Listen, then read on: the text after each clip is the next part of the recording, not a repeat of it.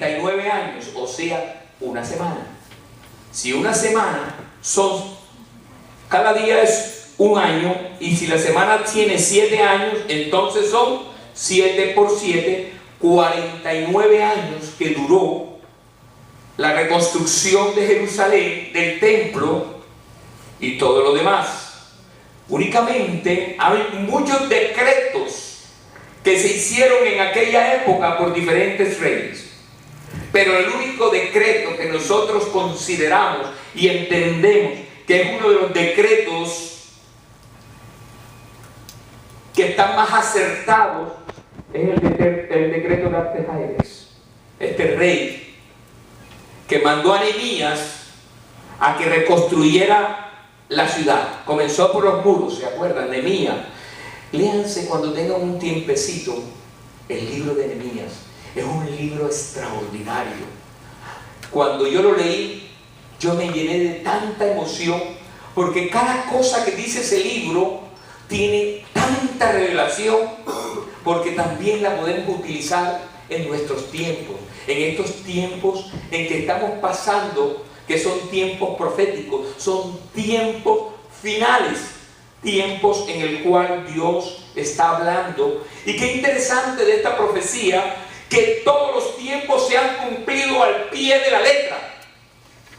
La segunda parte de esta profecía bíblica son las 2 semanas, las 62 semanas que está desde la dedicación del templo hasta la muerte de nuestro Señor Jesucristo.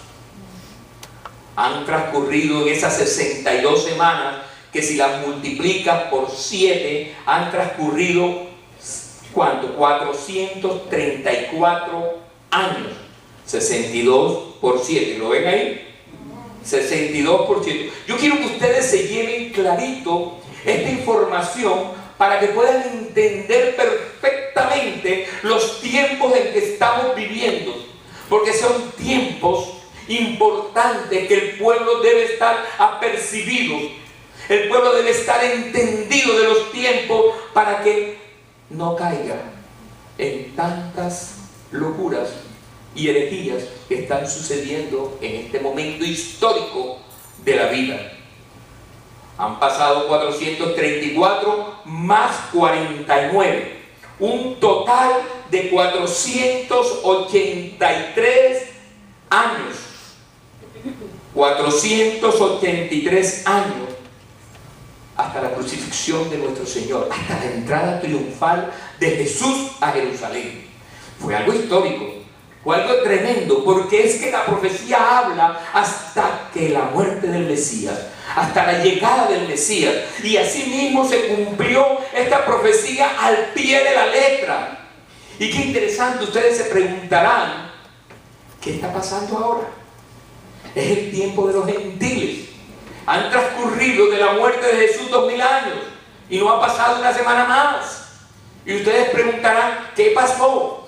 Es que Dios a la iglesia le entregó un tiempo de gracia.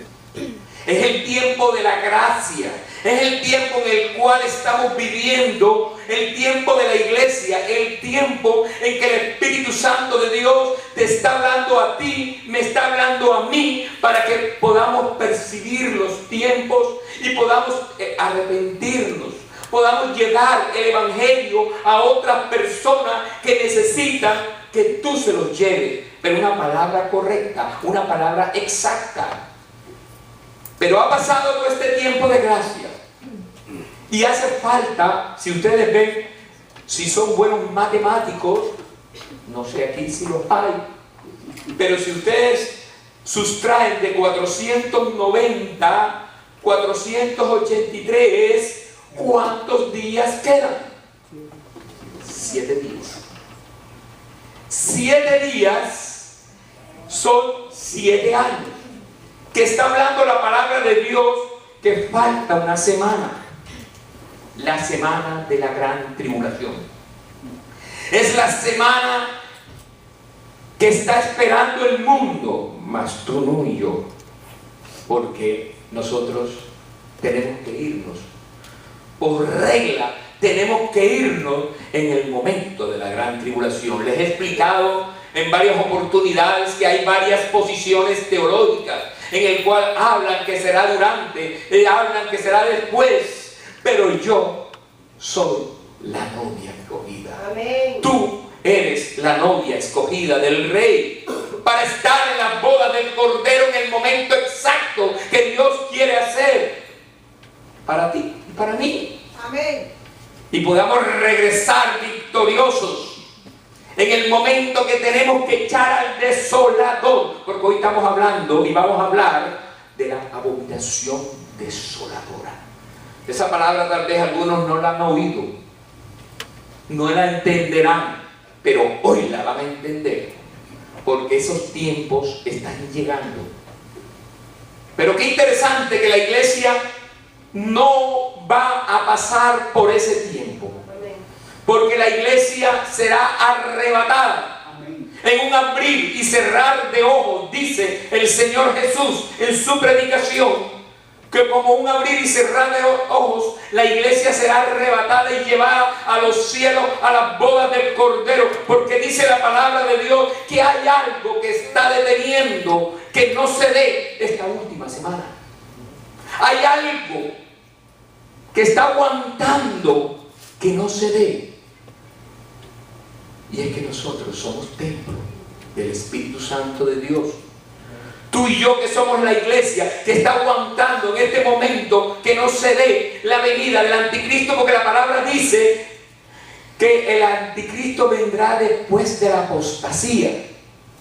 Aquellos que han estudiado conmigo la palabra a través de todo este tiempo saben que no vendrá antes de que llegue la apostasía, y dice después la palabra que vendrá el inicuo, vendrá aquel que engañará al mundo, aquel que está tratando de usurpar el trono del rey, aquel que llegará al templo, lo hará, pero cuando ya el templo del Espíritu Santo, que somos tú y yo, seamos arrebatados.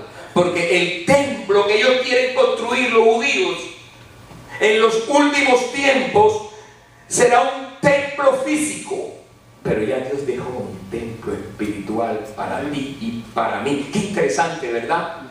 En estos 2000 años hemos tenido un templo espiritual porque Él simplemente hizo un sacrificio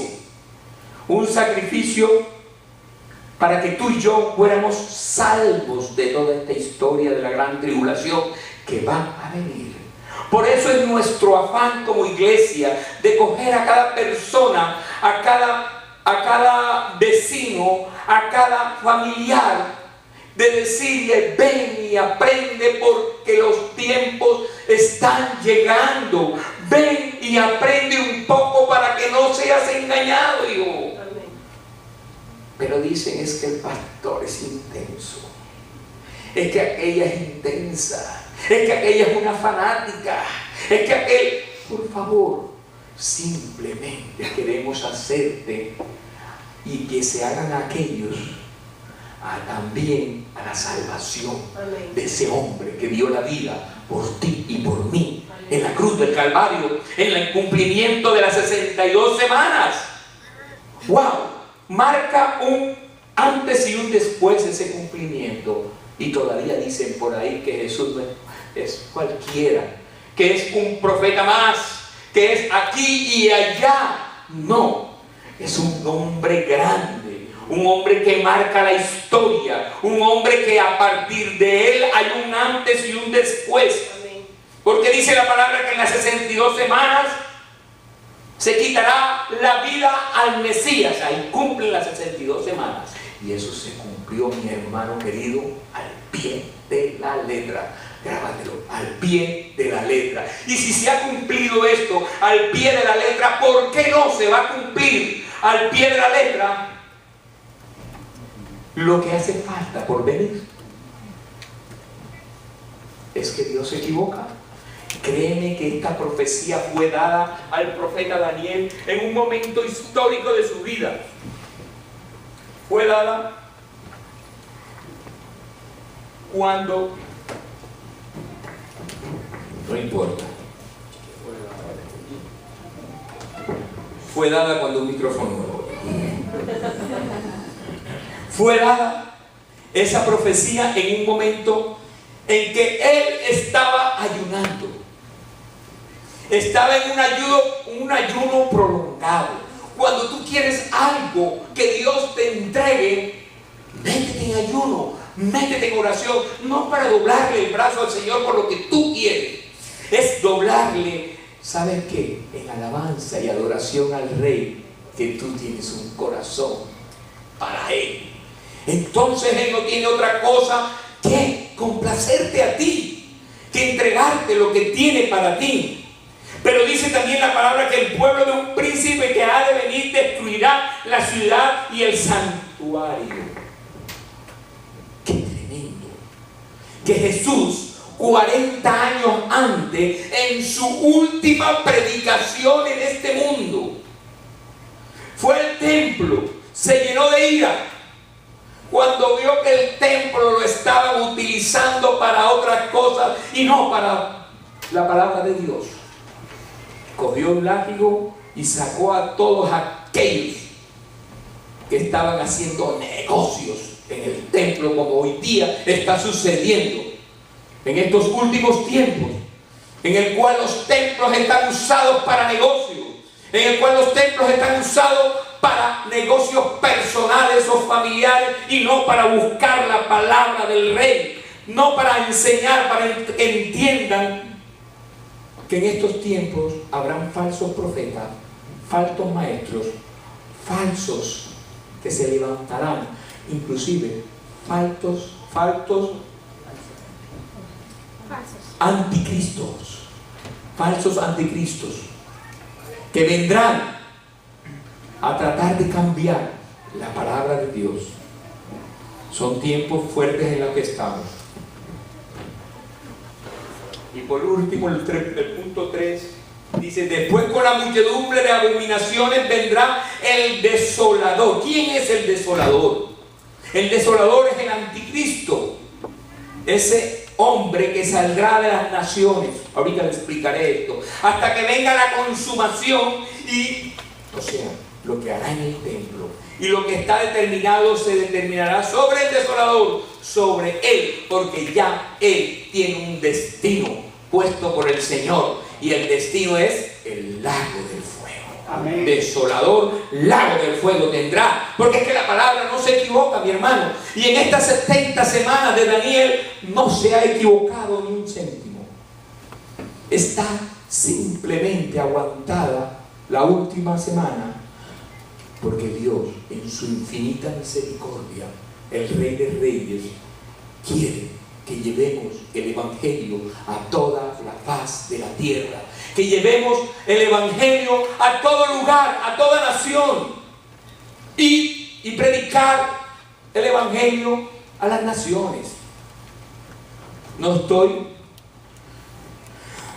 en contra de las grandes entidades, o las grandes iglesias, eso está bien, pero lo más importante es llevar misioneros a todos los lugares recónditos, porque ellos están arriesgando sus vidas, pero tú lo estás financiando desde aquí, y todos hacemos un proceso por el cual tenemos que llevar ese evangelio. Daniel capítulo 9, verso 26 nos dice, Daniel capítulo 9, verso 26: y después de las 62 semanas se le quitará la vida al Mesías, mas no por sí. Fíjense, la palabra dice, mas no por sí. Significa que no fue por él mismo, sino por ti y por mí, que él dio y entregó su vida. Mas no por mí y no por sí. Y el pueblo de un príncipe que ya ha de venir destruirá la ciudad y el santuario, y su fin será con inundación hasta el fin de la guerra durante las devastaciones. Este versículo nos habla de una visión sobre el fin del dominio mundial. gentil. Acuérdense que estamos en la época de los gentiles, en este tiempo de los gentiles, pero hay un cuarto poder que nació y que estaba durante el tiempo de Jesús. Cuando Jesús fue crucificado, cuando Jesús nació, ese cuarto poder era el Imperio Romano. Dicen que los judíos fueron los que lo mataron, pero estamos equivocados. Ellos fueron parte del complot para matarlo, pero ya el Sanedrín en aquella época no tenía voz ni voto tan poderoso como la nación y el poder de este cuarto reino, que era el Imperio Romano de aquella época. Aquellos que tenían el manejo de cómo torturar a una persona, y no para que diga la verdad, sino para que diga lo que ellos quieran que diga. Este imperio que sembró el pánico en esa época, el Imperio Romano, ahí durante el tiempo de Jesús, eran los que tenían el manejo de la crucifixión. ¿Y quién le lanza? ¿Y quién mata a Jesús? Con una espada atravesaron su corazón. En el costado, una lanza. Esa lanza de un soldado romano que terminó. Entonces un complot de gentiles y romanos en la época en que muere Jesús para terminar un tiempo profético, un tiempo en el cual termina una sección pero comienza otra. Y en estos tiempos de los gentiles dice que habrá 10 reyes y el cuerno pequeño es el último que destruye a los 3 de los reinos, quedando únicamente 7. 7, que es un cuerno pequeño, que es el príncipe que ha de venir. Yo quiero explicarle esto un momento, y esto está en Deuteronomio, Daniel 7:8. Lean. Daniel 7:8 dice: mientras yo miraba los cuernos, surgió de pronto otro cuerno pequeño entre ellos. 3 de los primeros cuernos fueron arrancados de raíz para darle lugar al nuevo. Este cuerno pequeño tenía ojos que parecían humanos y una boca que presumía arrogancia. ¿De quién estaban hablando? Del anticristo. Arrogancia. Esa arrogancia, ese mirar hacia abajo, ese engañador, de eso estaban hablando. Ese príncipe que ha de venir, que habla la palabra, porque ya el primero llegó y fue Jesús y fue crucificado, pero también hablan del príncipe que ha de venir, que va a volver a dañar a Jerusalén. Esta palabra, como todas las palabras proféticas, tienen tiempos presentes, tiempos futuros. Cuando Jesús lo habló, que no quedará piedra sobre piedra en el templo, eso sucedió. Y 70 años en nuestra era gentil, 70 años después de Jesucristo, se cumple esta palabra al pie de la letra. Fue arrasado el templo. Fue arrasado. Dice uno de los historiadores de la época, que se llama Flavio ¿qué? Flavio Josefo. Este historiador nos narra una historia interesante. Nos narra que una flecha, en el momento que los romanos llegan, esto sucedió 40 años después de la muerte de Jesús, llegan al área de Jerusalén y empiezan a acabar con todo.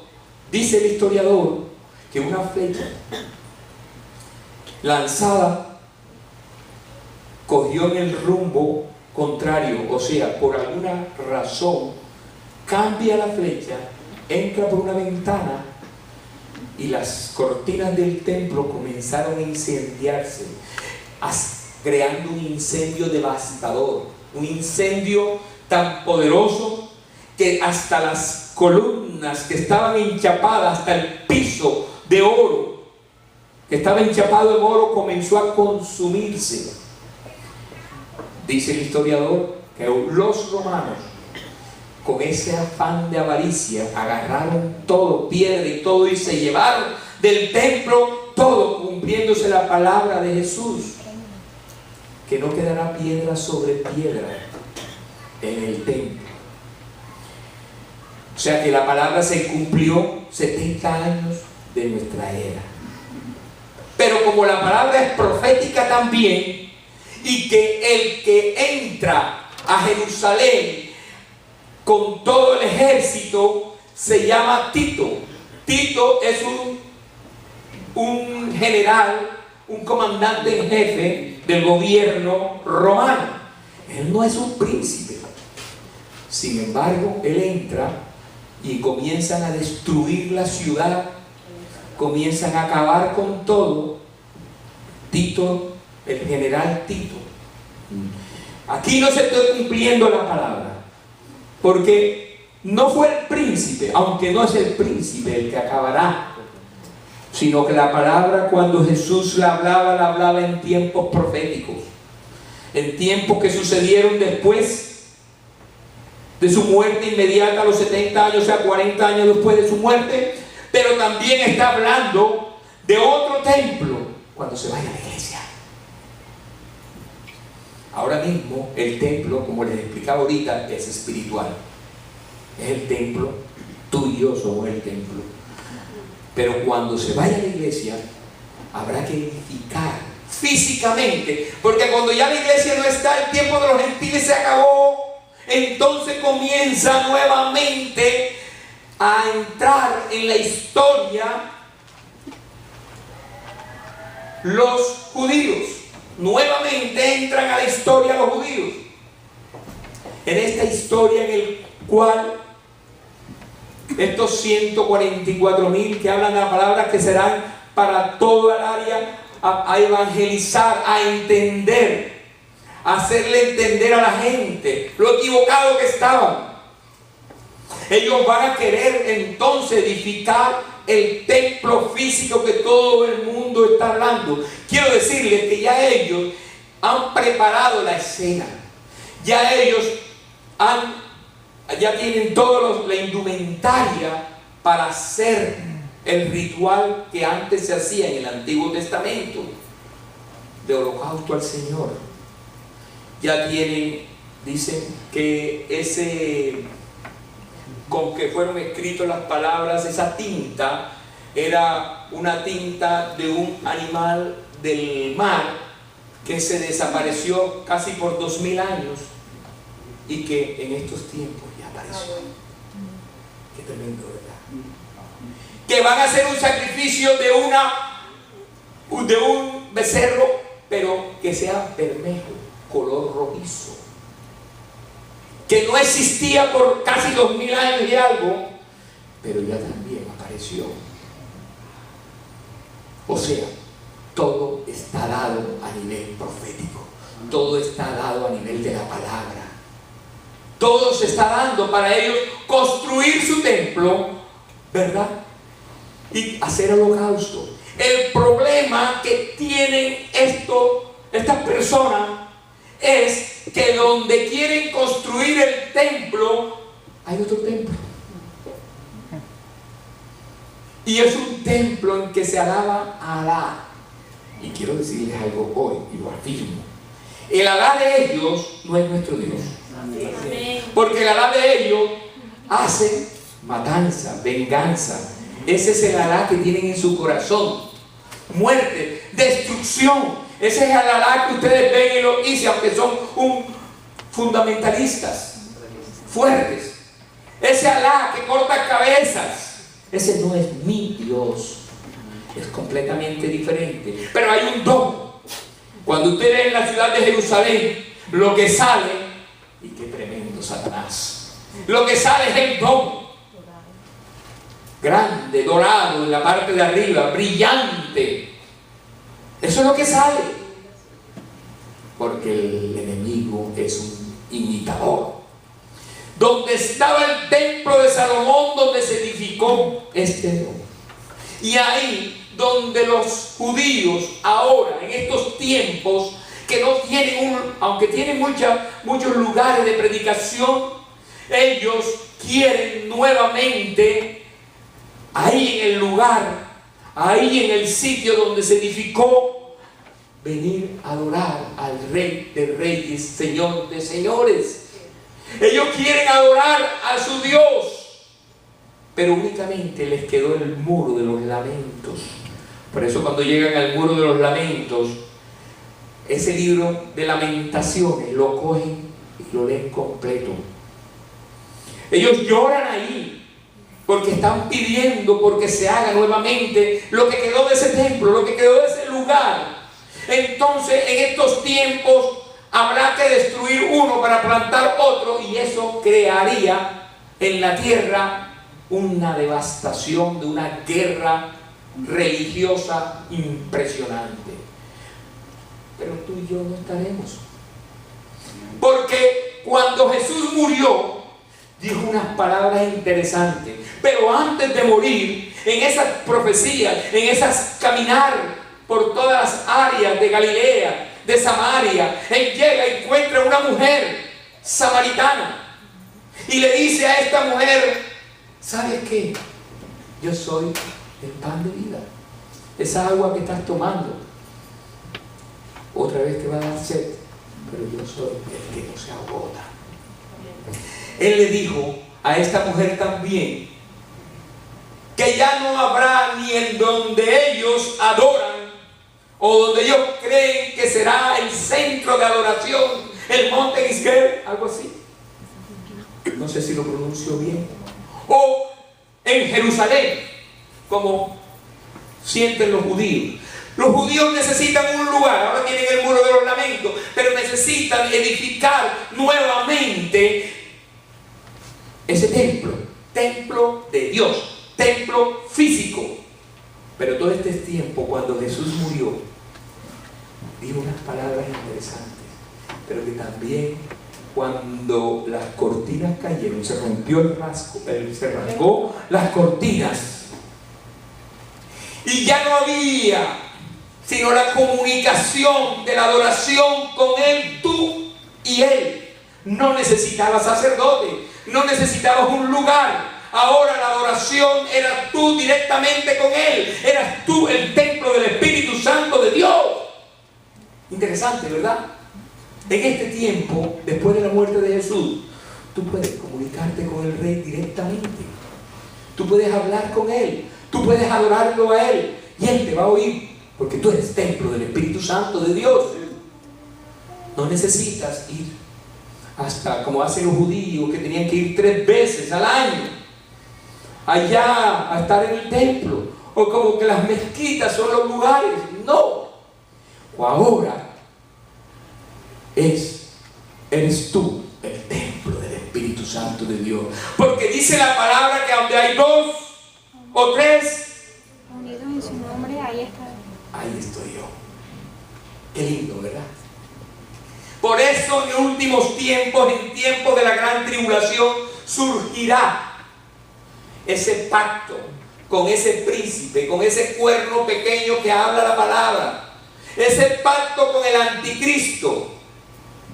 Pero ese pacto no va a venir sino cuando la iglesia se vaya. Después de que la iglesia se vaya, reconstruirán el templo. O harán el templo, puede ser al lado, para que no haya una catástrofe, porque él tiene que buscar la manera de cómo crear la paz. Y hay 7 años, en el cual está dividido en 2, 3 años y medio y 3 años y medio. 3 años y medio de aparente paz. Les explicaba que aún con el rapto no habrá paz geográfica, porque habrá devastación en la tierra, habrá líos, habrá preocupación.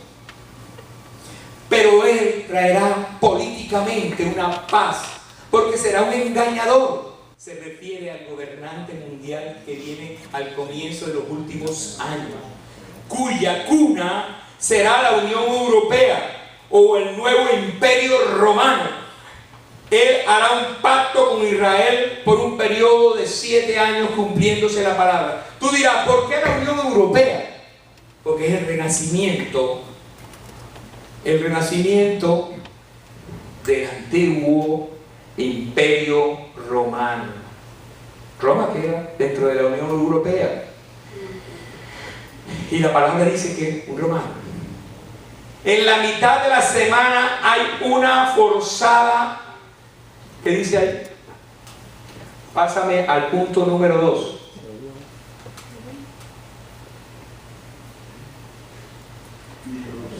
En la mitad de la semana hay una forzada interrupción del ritual del culto judío por parte del príncipe romano,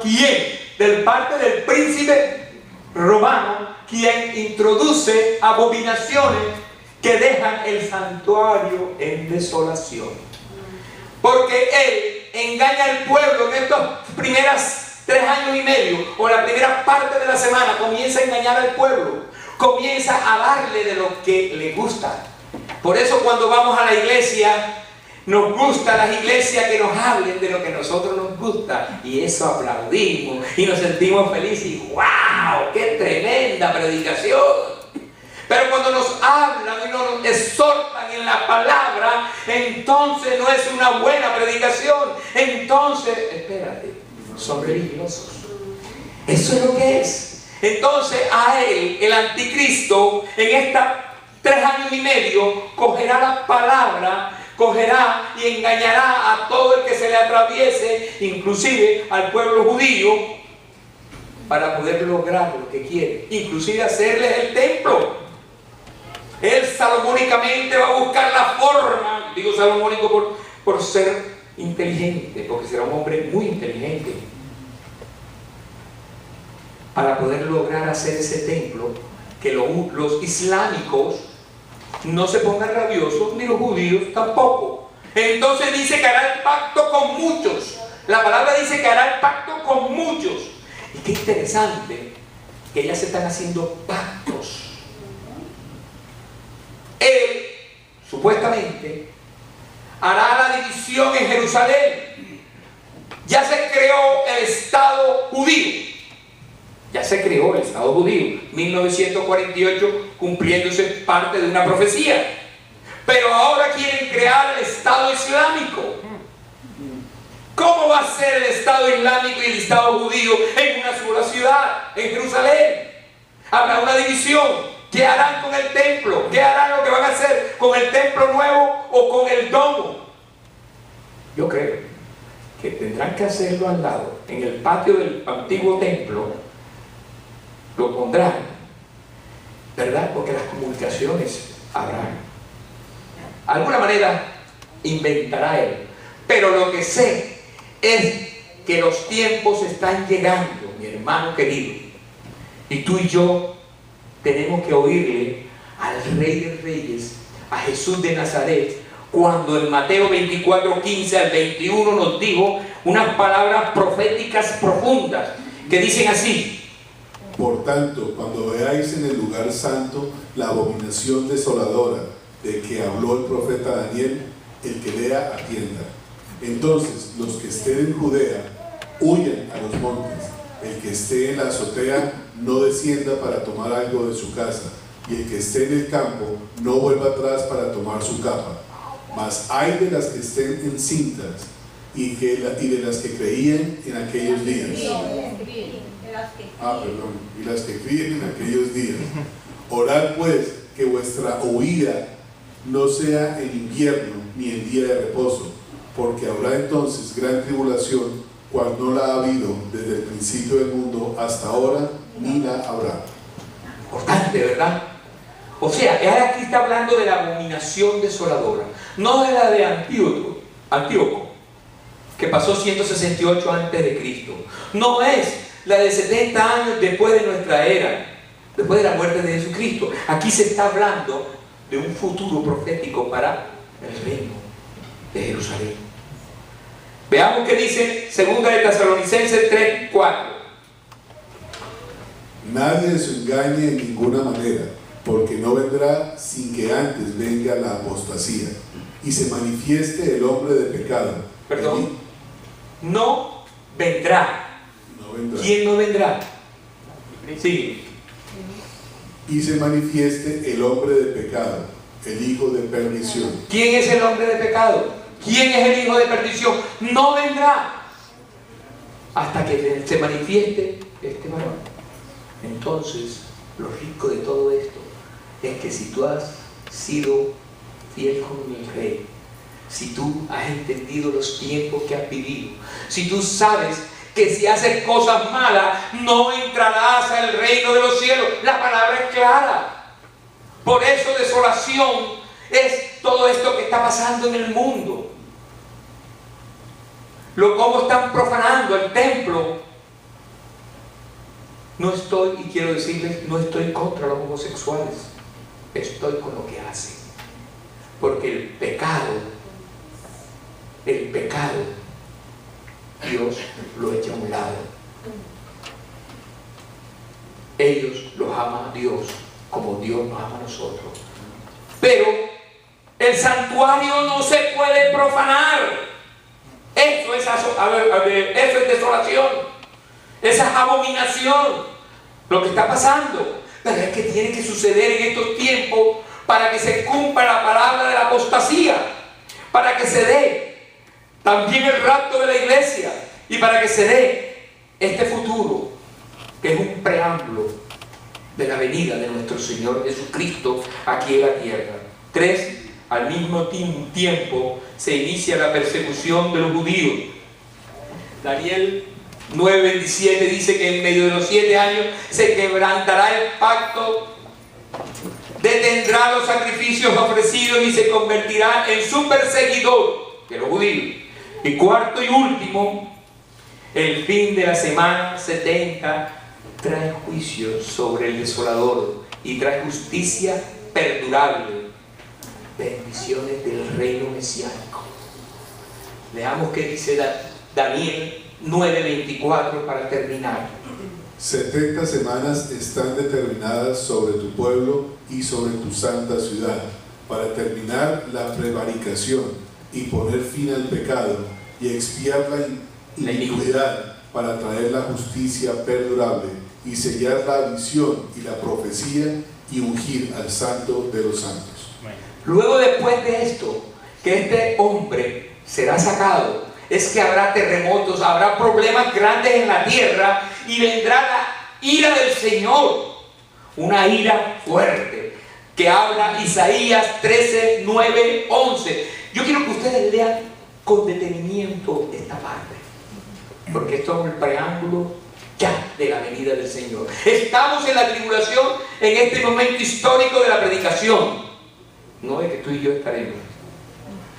Dice que la ira del Señor, Isaías 13, versos del 9 al 11, dice así: pues miren, el día del Señor ya viene, el día terrible de su furia y de su ira feroz. La tierra quedará desolada y en ella los pecadores serán destruidos. Repito, y en ella los pecadores, ojo, serán destruidos. Tú y yo no seremos. Si estás en pecado, comienza a cambiar. Es tiempo ya. Los cielos se pondrán negros sobre ellos. Habrá oscuridad, habrá tinieblas. Las estrellas no darán luz. El sol estará oscuro cuando salga la luna, no iluminará. Dice la palabra: yo, el Señor, castigaré al mundo por su maldad. Porque Él, en su infinita misericordia, estaba detrás de ti, mas tú no quisiste, mas aquel no quiso, y aquel es que yo oí. No es que oí, ya en ese momento no hay reversa, en ese momento se acabó, como en el momento que te mueres mañana y no has llegado al Señor. Aplastaré la arrogancia de los soberbios y humildes, de los soberbios, y humillaré el orgullo de los pecadores. O sea que aquel que es soberbio, Dios lo mira de lejos. Gloria a Dios que aquí no hay soberbio, ¿cierto? Dios lo mira de lejos. Gloria a Dios, Señor, de verdad. No quiero ser soberbio. Quiero oler a oveja. Quiero sentir el roce. Quiero hablar contigo. No quiero verte desde lejos, que no me puedas tocar, que no me puedas sentir. Quiero, si soy un enviado del Señor como sacerdote, hablarte en el amor de Cristo.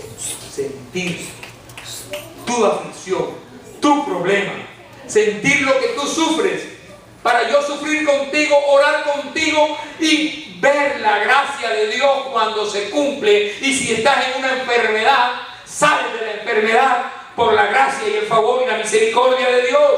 O estés en un lecho de muerte y que vengamos y lleguemos ahí y se levanta. No voy a hacer voy a enviar a alguien de mis súbditos. Oh Señor, eso es apostasía, lo que está sucediendo en el mundo de hoy.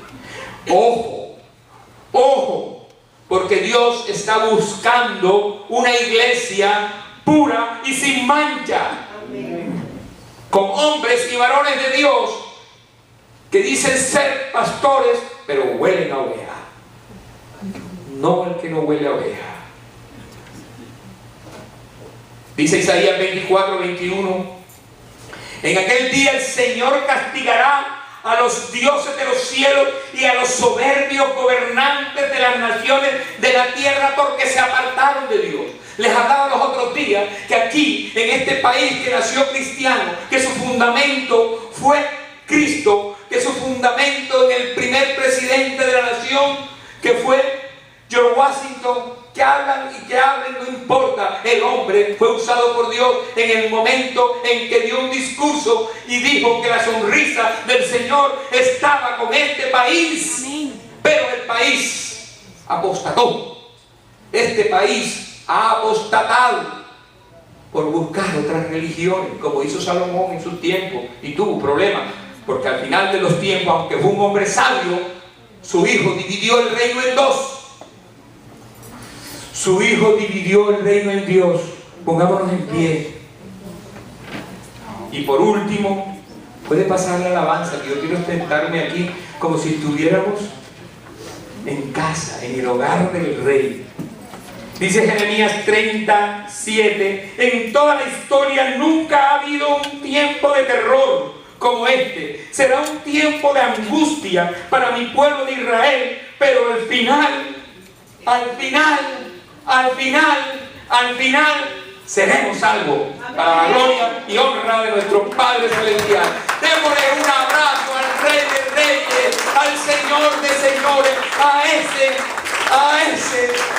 que tiene misericordia por un pueblo, a ese que confabularon con él y lo mataron junto con nosotros, nuestros antepasados. Aún en este tiempo de los gentiles, Él tuvo misericordia de ese pueblo y lo llevó a estar salvos en tiempos finales. Pongámonos en pie y vamos, mientras la alabanza se prepara, para estar sentados como estaremos sentados con los 24 ancianos. Qué lindo, qué bello, les quedó lindo. Como estaremos todos sentados aquel día en el hogar, en el dulce hogar del Rey de Reyes. Porque Él dice que tendrá habitaciones, que tendrá un edificio para nosotros, un lugar para que tú y yo estaremos. Gloria al Señor, alabado sea su nombre. Amén. Amantísimo Padre Celestial, en este día, Señor, yo te doy gracias, Señor. Gracias por acogerme en tu casa, Padre amado. Gracias, Señor, porque tú eres bueno, porque tu misericordia es para siempre. Gracias, Señor, porque tú te has acordado de mí, Señor. Gracias, Señor, porque en tu infinita misericordia hemos entendido hoy que no iremos a pasar este tiempo difícil de gran tribulación para aquellos que han sido tercos, testarudos. sino que estaremos contigo. Como le dijiste a aquel antes de morir, hoy estarás conmigo en el paraíso. Porque se arrepintió en ese mismo momento, antes de morir, ese hombre que era pecador el resto de tu vida. Tú y yo hemos sido pecadores, pero Dios tiene el corazón abierto para ti, para que te arrepientas hoy y digas: Señor, que aunque no sea digno para que entres en mi casa espiritual, yo quiero que estés conmigo.